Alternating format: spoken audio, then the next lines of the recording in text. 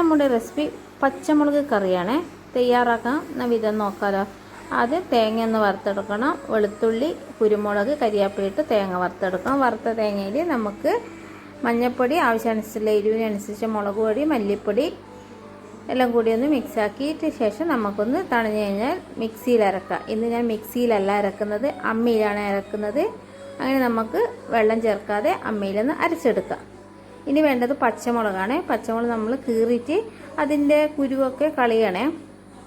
ഇനി നമ്മളൊരു ചട്ടി അടുപ്പിൽ വെച്ചിട്ടുണ്ട്. അതിലേക്ക് വെളിച്ചെണ്ണ ഒഴിച്ചു. ഇനി നമ്മൾ നേരത്തെ രണ്ടായി മുറിച്ച് വെച്ച പച്ചമുളകില്ലേ, അതിൻ്റെ കുരുവൊക്കെ കളഞ്ഞിട്ടുണ്ട്. അത് ഇതിലേക്ക് ഇട്ട് ഒന്ന് വഴറ്റിയെടുക്കുക.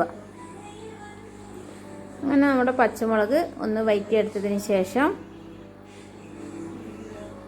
ഇത് നമുക്ക് ഈ ചട്ടിയിൽ തന്നെ നമുക്ക് കടുകിടാം. കടുകിട്ടതിന് ശേഷം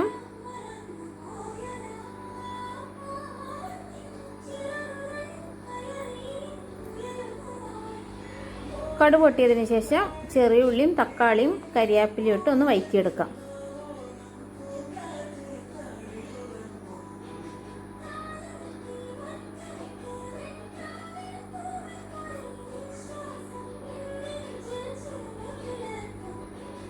വഴറ്റിയെടുത്തതിന് ശേഷം ഉപ്പിട്ടിട്ട് വഴറ്റിയെടുത്തതിന് ശേഷം നമ്മൾ നേരത്തെ അരപ്പ് തയ്യാറാക്കിയില്ലേ, അത് ഇതിലേക്ക് ഇട്ട് നല്ലോണം മിക്സാക്കുക.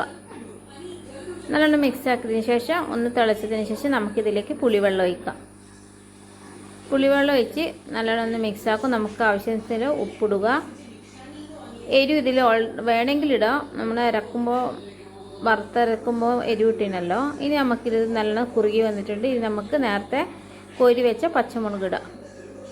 നമ്മുടെ പച്ചമുളക് മസാലക്കടി ഇവിടെ റെഡി ആയിട്ടുണ്ട്. നല്ല ടേസ്റ്റാണ്. ചപ്പാത്തിക്കെല്ലാം കൂട്ടാൻ പറ്റിയ ഒരു അടിപൊളി ടേസ്റ്റിയായ വറുത്തരച്ച പച്ചമുളക് കറിയാണ്. എല്ലാവരും ഒന്ന് ട്രൈ ചെയ്യണേ. മീൻ കിട്ടിയിട്ടില്ലെങ്കിൽ ഇതേപോലെ ഒന്ന് ട്രൈ ചെയ്യണേ. സൂപ്പർ ടേസ്റ്റിയാണ്.